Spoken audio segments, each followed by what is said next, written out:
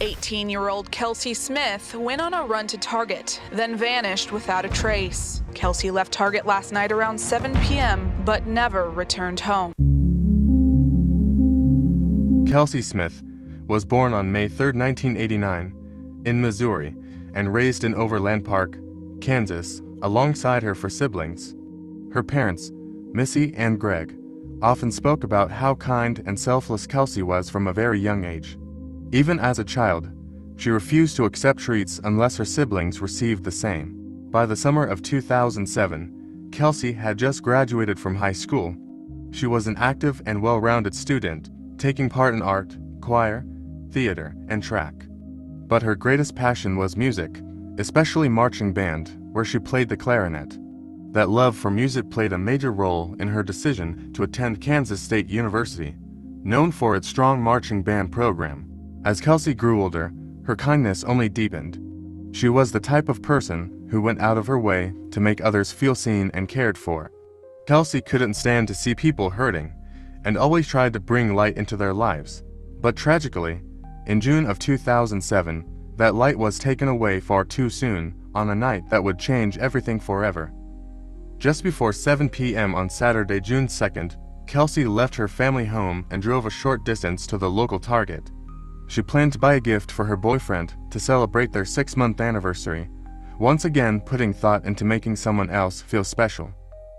Security footage from the store captured Kelsey that evening, dressed in a pink tank top and black shorts, appropriate for the warm summer weather.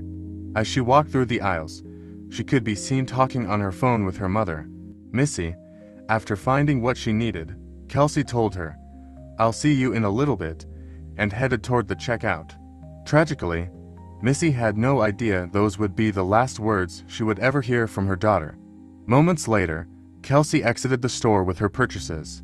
She planned to meet her boyfriend at her home by 7:30 p.m., but she never arrived.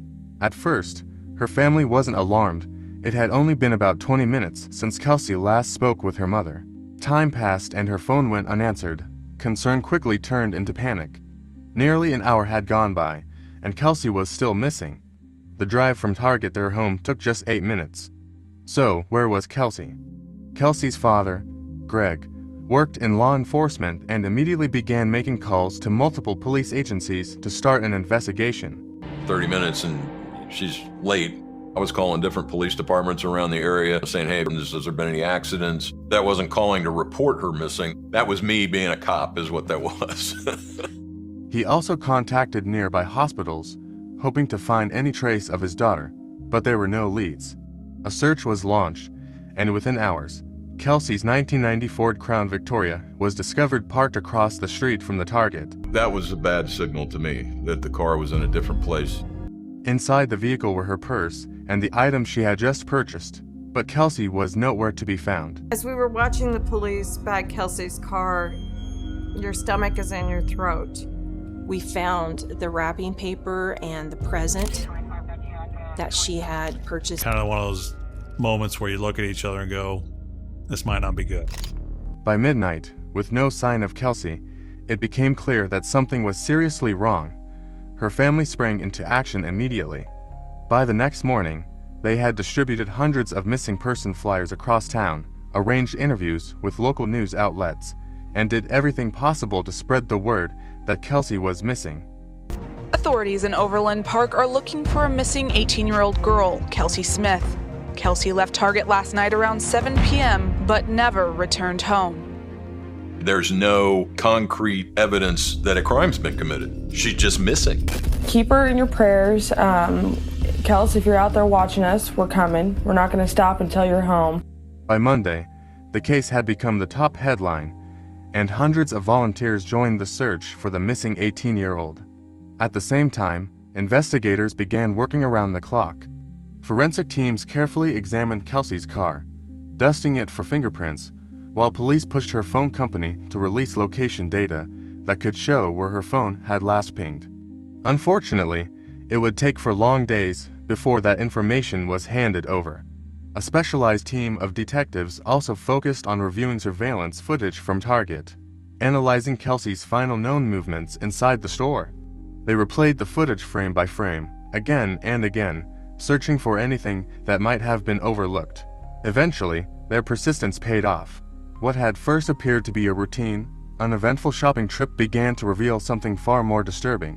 What happened once Kelsey reached her vehicle unfolded so quickly that investigators initially missed it multiple times. It wasn't until surveillance footage was slowed down that something alarming appeared, a brief flash moving rapidly toward Kelsey and her car. Investigators later determined this flash was consistent with someone running. I think for a moment you probably could have heard a pin drop in that room. Everybody stopped what they were doing. Oh my God, did you see that? We stood there in silence. Just, we looked at each other and said, it's kidnapping. Just minutes after that moment, the footage showed Kelsey's car being driven out of the parking lot. Detectives were stunned. Was Kelsey herself behind the wheels or someone else? Additional surveillance from a nearby Macy's department store soon provided a chilling clue. At 9:17 p.m., a person wearing a white t-shirt and dark shorts was seen driving Kelsey's car back into the parking lot. Moments later, the individual abandoned the vehicle and fled on foot. Shortly after, a 1970s Chevrolet truck was captured leaving the area. With this new information, detectives returned once again to the target footage. This time with a different perspective. That's when they noticed a disturbing red flag they had previously overlooked. A man matching the description of the individual seen driving Kelsey's car had been inside the store the entire time. Surveillance showed him following Kelsey down aisle after aisle, keeping a careful distance. He appeared to be in his early 20s and repeatedly glanced in her direction. Kelsey, meanwhile, remained unaware, focused on her phone conversation. The man never spoke to her. Instead, he exited the store just moments before Kelsey headed to the checkout. It's a timing that police could no longer dismiss as coincidence. The search for the unidentified man intensified. Images from the footage were released to the public, generating hundreds of tips. Kansas police are searching for an 18-year-old girl who was carjacked and abducted on Saturday. Authorities now have surveillance video from outside a department store that shows Kelsey Smith being forced into her own car. However, none immediately led to a suspect. Around the same time, forensic investigators discovered fingerprints on the seatbelt inside Kelsey's car that did not belong to her or anyone close to her. Authorities believed they likely belonged to her abductor. Days later, Verizon Wireless finally released Kelsey's cell phone data. That cell phone tower that you see about 300 yards away is the cell phone tower that Kelsey's phone communicated with about 7:56 p.m. on Saturday night. The records showed her phone had last pinged near a wooded area outside the city. Police rushed to the location, and within 45 minutes, they made a heartbreaking discovery. 9 days after Kelsey Smith vanished, her body was found. An autopsy report would later confirm that Kelsey had been sexually assaulted before being killed. Police then made the decision to release footage of a suspicious truck seen leaving the parking lot shortly after Kelsey's car was abandoned. Almost immediately, a man contacted authorities, convinced the vehicle belonged to his neighbor, 26-year-old Edwin Roy Hall. On the afternoon of June 6th, police arrested Edwin as he was preparing to leave town with his wife and young son for what was described as a sudden vacation. He was charged with first-degree premeditated murder. Although Edwin had no adult criminal record, investigators discovered a troubling juvenile history, including an assault and an incident where he had threatened his adoptive family's daughter with a knife. During questioning, Edwin admitted to seeing Kelsey inside the store and noticing her, though he initially denied approaching her. That denial quickly unraveled when forensic evidence confirmed that the fingerprints found on the seatbelt inside Kelsey's car were his. Police had their suspect. Edwin's bond was set at $5 million. On August 1, 2007, a grand jury indicted him on charges of murder, rape, and aggravated sodomy, making him eligible for the death penalty.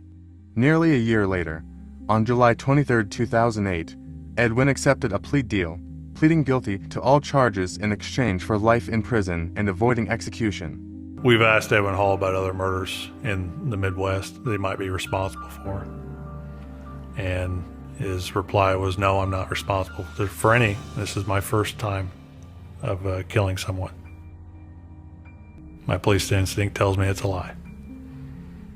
The courtroom was filled with Kelsey's loved ones, members of the community, and reporters as the full details of the crime were laid out.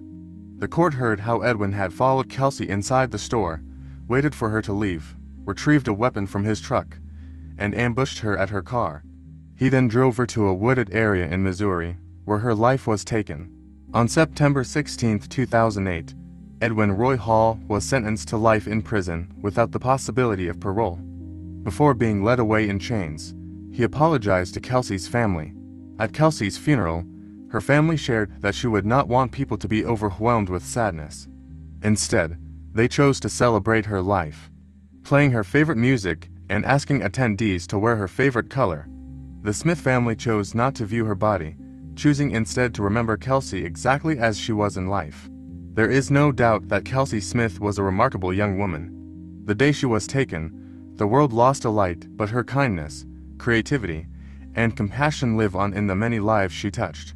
If this story moved you, please consider subscribing to the channel and sharing Kelsey's story so her life and the lessons from this case are never forgotten.